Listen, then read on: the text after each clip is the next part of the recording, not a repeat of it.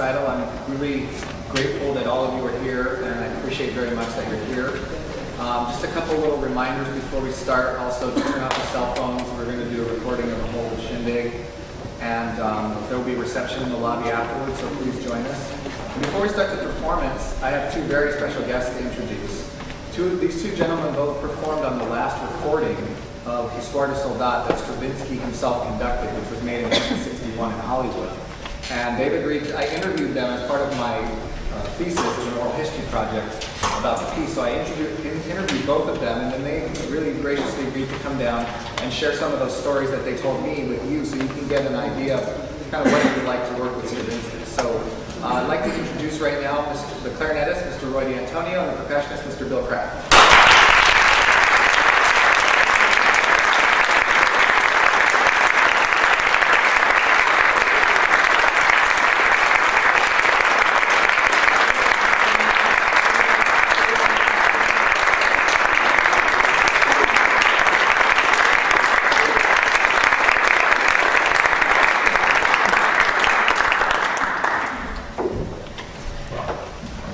Thank you both for joining us. Yeah, we have microphones.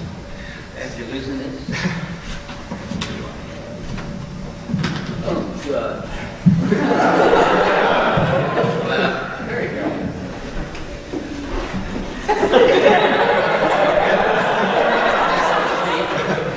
Okay, Mr. Kraft might go to sleep on us. No, I'm just kidding. So I just thought maybe we could start, if you could just share some of your memories about Stravinsky, working with him, what he was like as a person, how you first met him maybe, something like that. My first experience was in the New Orleans Symphony in 1953, and Stravinsky was scheduled to come down and conduct, of course, an old Stravinsky program, and we always got the music a few weeks ahead of time, and I knew the music. I had practiced it in the orchestra studies, and so I got the music from the librarian, and before one rehearsal I was practicing the second clarinet part. First clarinetist was a gentleman by the name of Paul Schaller. He was a phenomenal clarinetist, and I was playing one particular part, the arpeggios. It goes back from first to second, and I had tremendous respect for Schaller, and I knew it. And he came into the rehearsal while I was practicing, and he says, "You don't have to practice that." He says, "Stravinsky forgot that he wrote it." So I just put it away. And comes the first rehearsal, and the great Stravinsky walks out, gets a warm applause from the orchestra, and we begin rehearsal at Firebird. And we come to this one measure, and Stravinsky cuts off the orchestra, and he says, at that point, he says, "All I want to hear are two clarinets."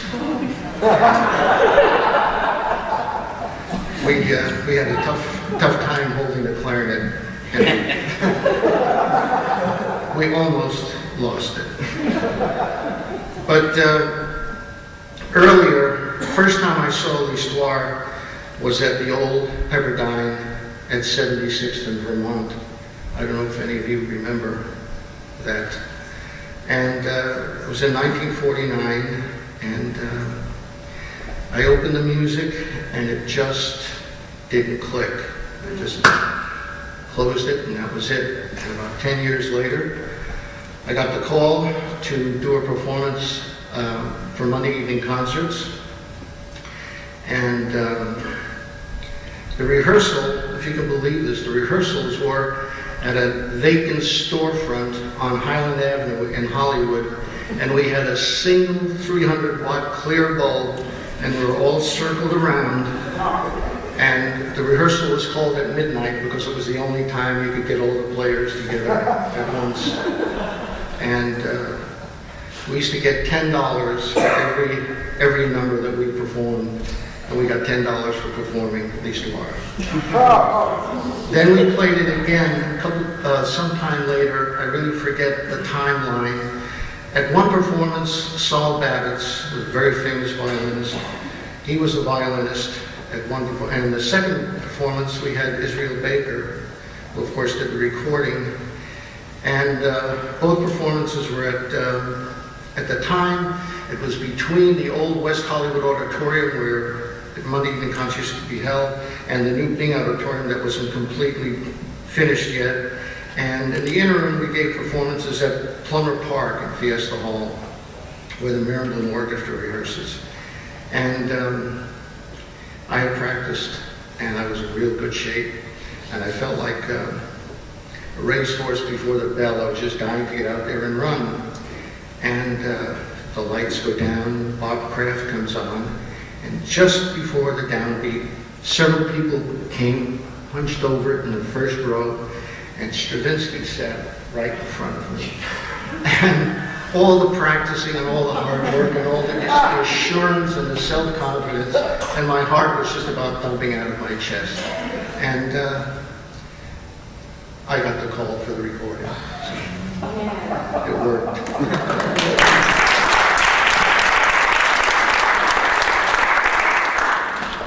Some of those are experiences of before I came. I don't remember the light. I came in '55. If you recall, Stravinsky was always sitting in the front row, which is always a thrill and also a bit of pressure, especially if you're playing something of his. And as far as Histoire, I remember him coming up after a performance and saying that he enjoyed the performance, etc. It was complimentary. And it was at the recording that we did in 1960 that I called Bob Kraft and said, I don't want to do the recording without clarifying some discrepancies in the score. There are aging discrepancies between the part and the score. The percussion part had evidently been copied by someone who knew nothing about percussion. There is no opportunity for a page turn, and the March Triomphal, the last section, he put every instrument on a different stack with flags, no connecting beams, no chant, and then it goes right to the bottom of the page, and then how are you going to turn the page? And I'm not going to tell you what I sometimes tell people about the possibility of doing that. I told Michael, he can tell you later. But so we all had to copy our own parts. So Bob said, come to Stravinsky's house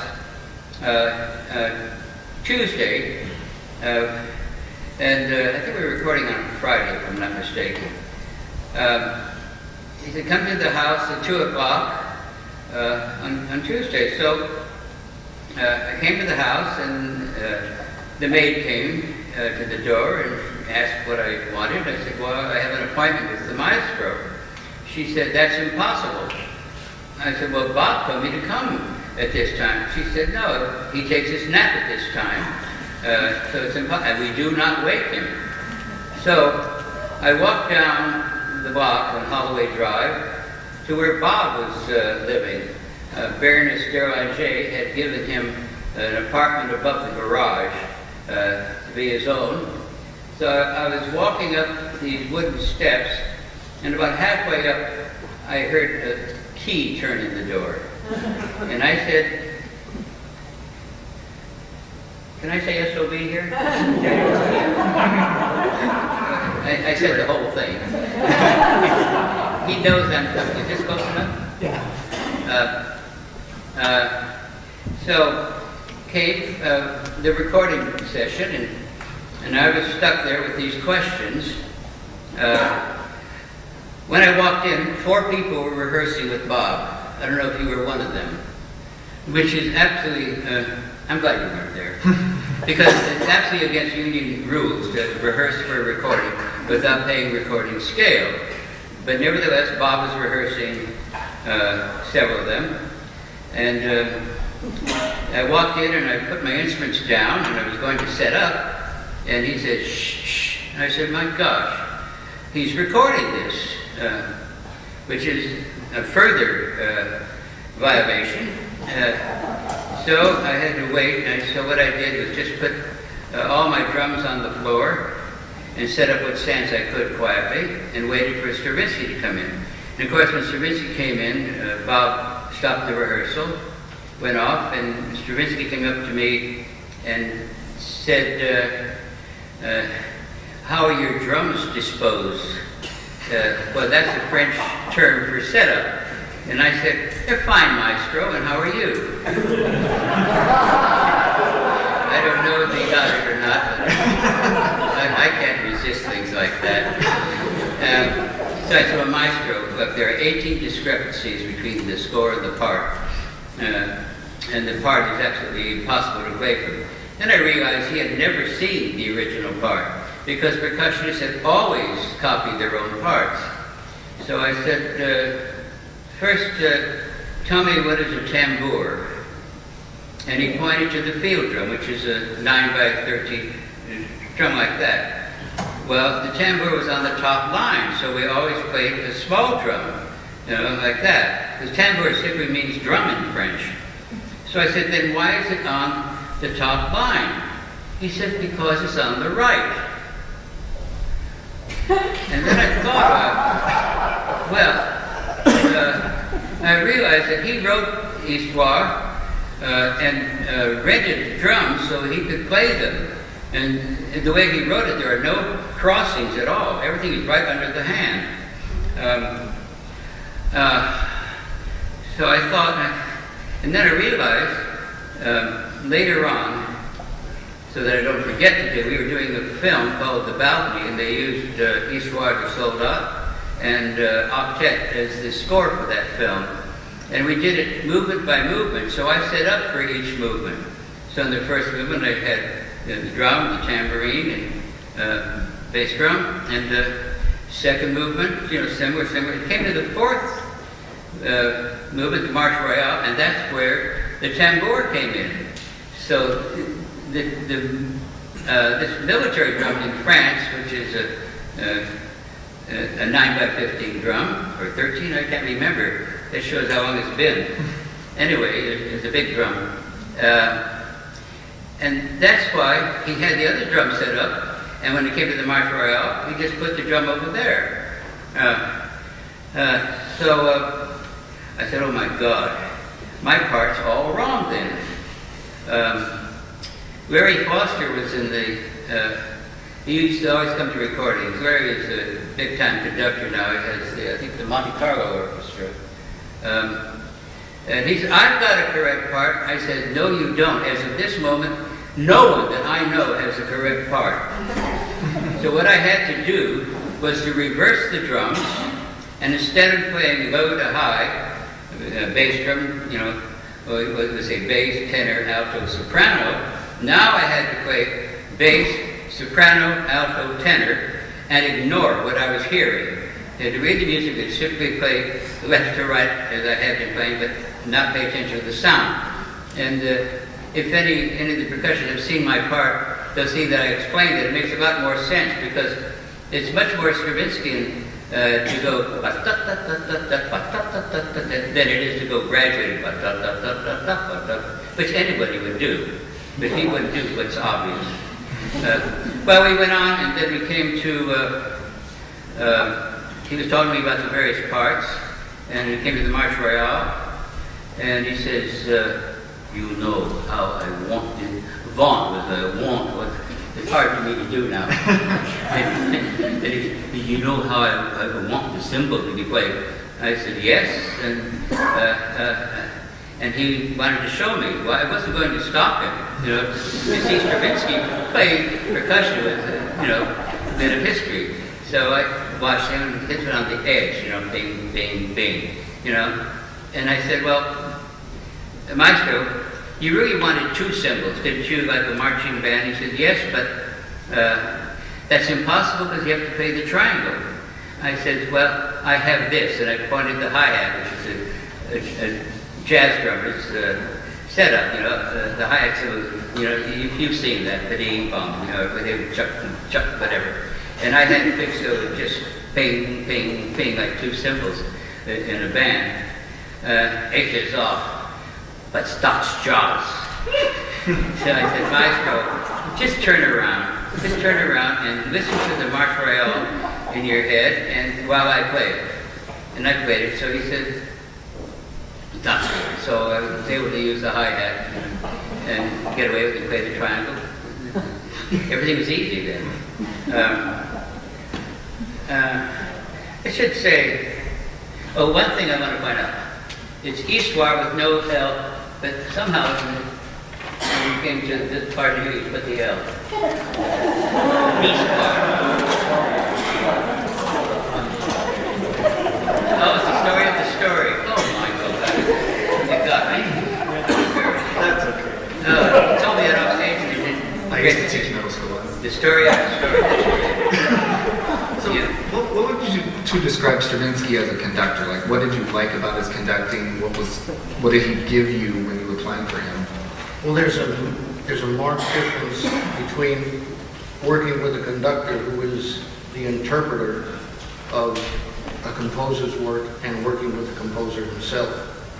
I personally, and this obviously is just my own opinion, I would never look to someone like Stravinsky, who was more than just a great conductor. He was definitely a genius. You wouldn't look for the customary baton technique that you would look to a regular conductor. With Stravinsky, the interpretation came from the eyes, and it came from indications. He wouldn't give you the normal cue. You know, it would be like, it would just be an offering or something. If I've been asked over the years if I have the parts or the markings that we use on recording, and I don't, but I came to realize upon reflection that with a composer like Stravinsky, if he asked you to do something, unlike in the studios where you would grab a pencil and show how conscientious you were and mark the part, and then be sure to click the pencil down on the stand so the composer would hear it, you certainly wouldn't do that with someone like Stravinsky. If he told you something, to pick up a pencil would almost be an insult. You just darn well better remember. At that point, I was new to, let's say, interpreting 20th century works, and I came out of the 19th century. Well, the clarinet is a true 19th century instrument, and that's where I am. So the 20th century articulations I hadn't grasped yet, and when I saw Stravinsky accent, I played a Viennese accent. And at one point he stopped. He didn't say more accent or sharper or harder. He just said to me, he says, "That's your accent. It's not mine." And you either got it or you didn't, and that was it. But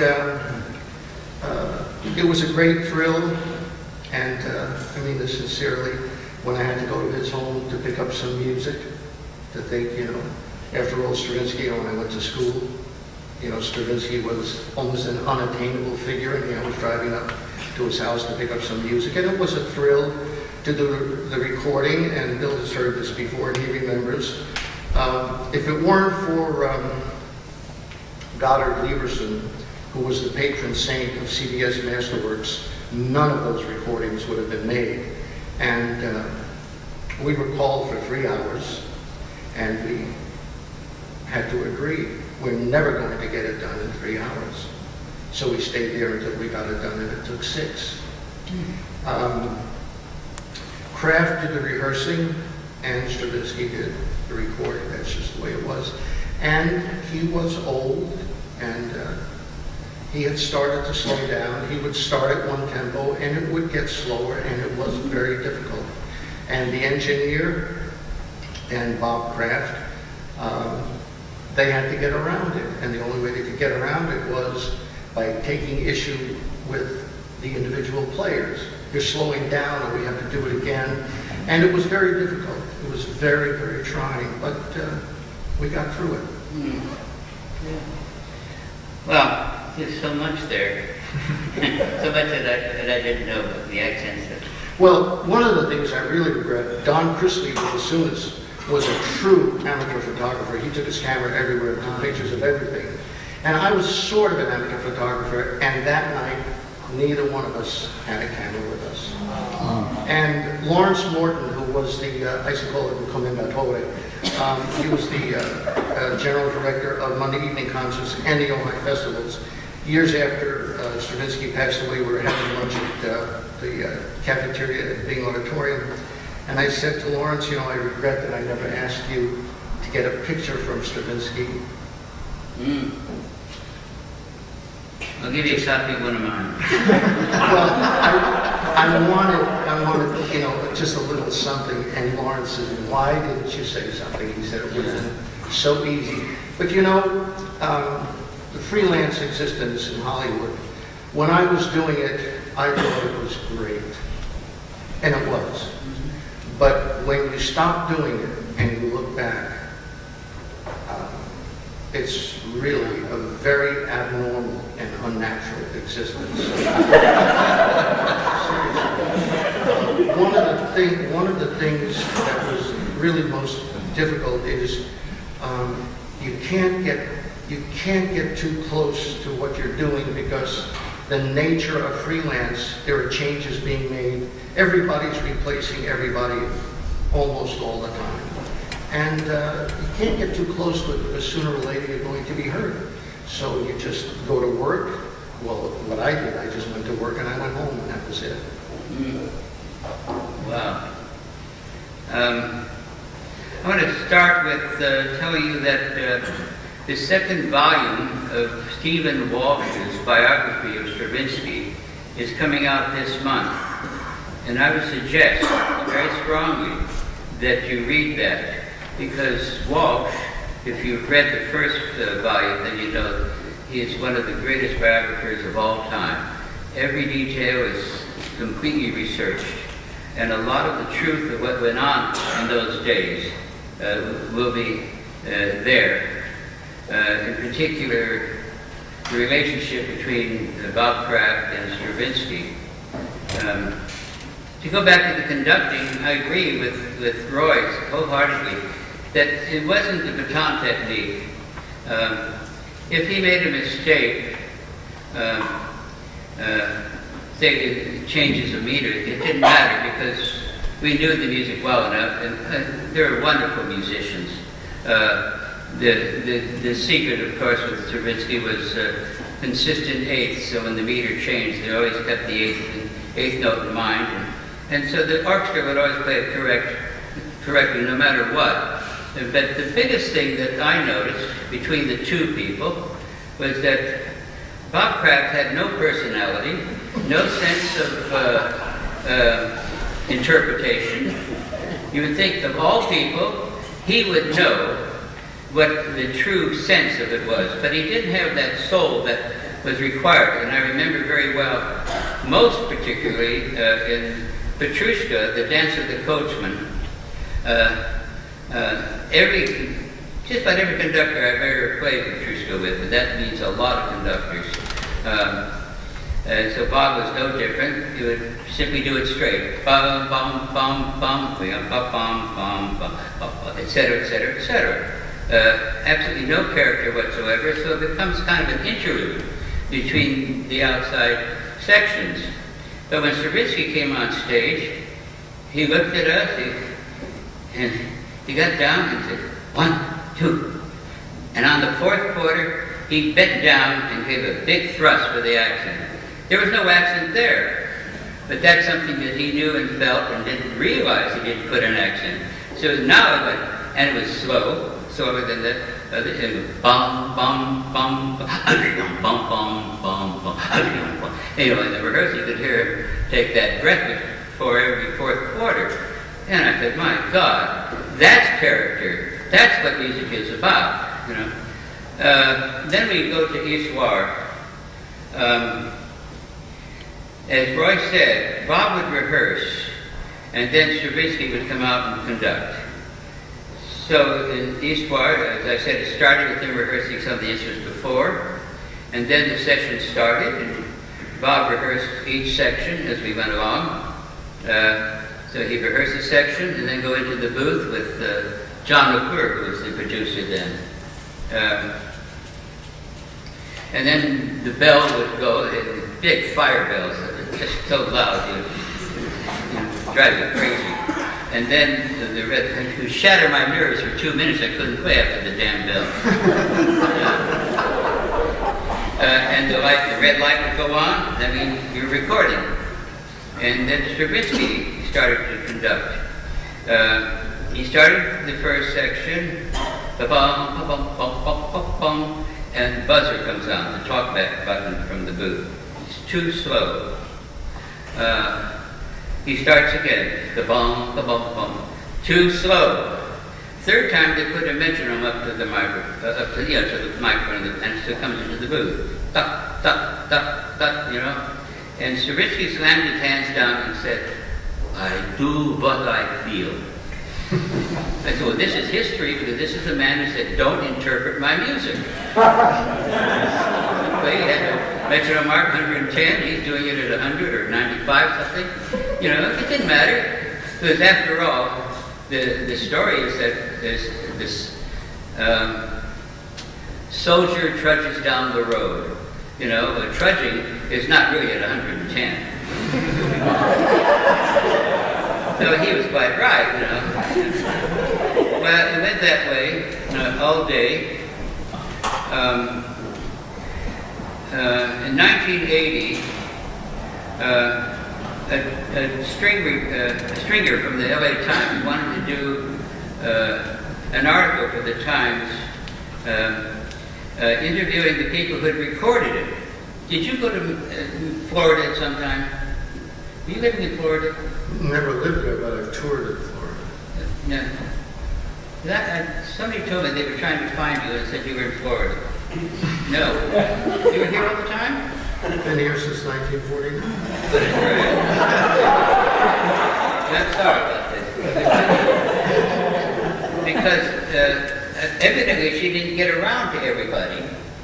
She might have found out before she got to everybody that it was not going to work. Or it might have been that Bob heard what she told me, which was that she had gone to Phil Coggan's house.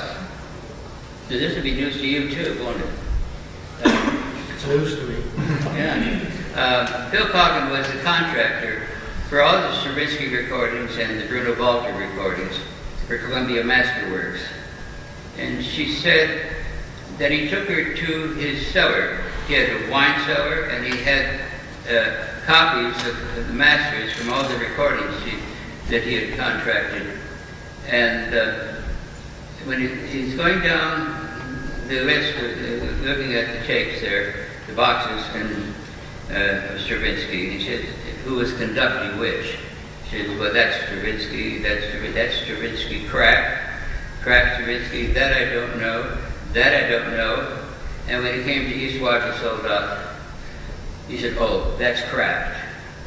Which meant that what they did was to record of Bob Kraft's rehearsals, put that on the CD in a collection that was called Stravinsky Conducts Stravinsky. So it was a sham. I told her, I said, they won't print this. She says, why not? I said, because Bob will sue. She says, for what? I said, for libel.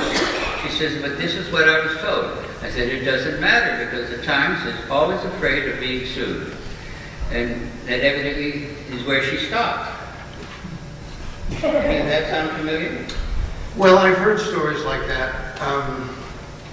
My own feeling is that the difference between Kraft conducting and Stravinsky should be reasonably obvious. I don't think that you could compare them. Kraft had his detractors, and I guess I might be one of them, but when you looked up at Stravinsky, it was completely different. When Bob got lost, he conducted in the circle. Payback time. Well, if you get the Stephen Walsh book, you'll see a lot there. Because when Stephen came to Los Angeles to interview me, I said it'd be better if you had the players that worked with Stravinsky a lot. And that's why I'm so sorry that we lost touch. Because Mitchell Lurie came, Colin Block came, Jimmy Decker. And these are first-year players that played other things, in the Stravinsky Festival in June, which was his birthday. And they all spoke about their experiences, and it turned out that the relationship between Stravinsky and Kraft came out quite a bit, and there's a lot of antagonism towards the reason we speak a bit freely about this, that many of us, and Roy alluded to this, that we resented the way that Bob Kraft treated Stravinsky. There was one time when he was doing a concert at Wilshire Ebell. I didn't do that concert because I had a conflict with the Philharmonic. So I had a colleague of mine play. But I was told that, did you play that concert? They had a fight that afternoon. Kraft and Stravinsky had a big fight at the rehearsal at the Wilshire Ebell. And the ensemble was dismissed, and we were told, go home, the concert will be canceled. And we got home soon after, the phone rang, it's back on, 8 o'clock or 8:30, whatever it was. It was a celebration of Stravinsky's 80th birthday in February of '62 at the Wilshire Ebell.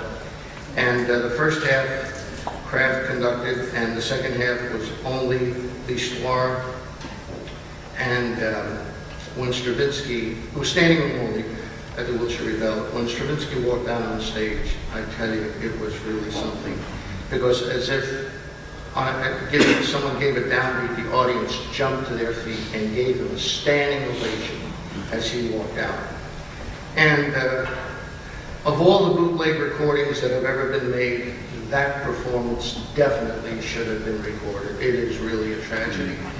But we had an understanding because Stravinsky was getting on in years, and he did slow down.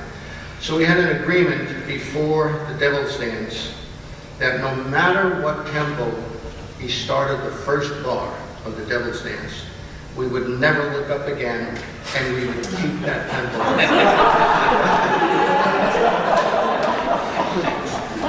So, God honest truth, he started faster than I've ever heard it. It went like the wind. And I tell you not, this is just me.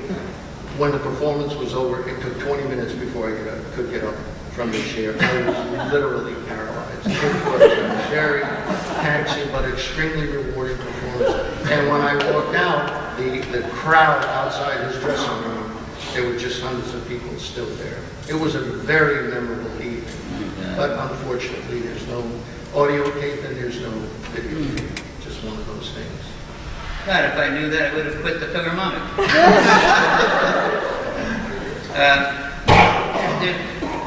Do you have anything you wanted to add before? Well, I want to ask Roy, because he was there. I've heard a couple of versions of what happened during the rehearsal. That, Stravinsky would tap Bob when he was conducting and make a comment, too slow or too fast or something. And one time, Bob got very angry, and I heard two versions, that he threw a score at him, or... I have no recollection. And that's I fine. have no recollection. Isn't that odd? Well, I want to thank you both very much for sharing these wonderful stories with us.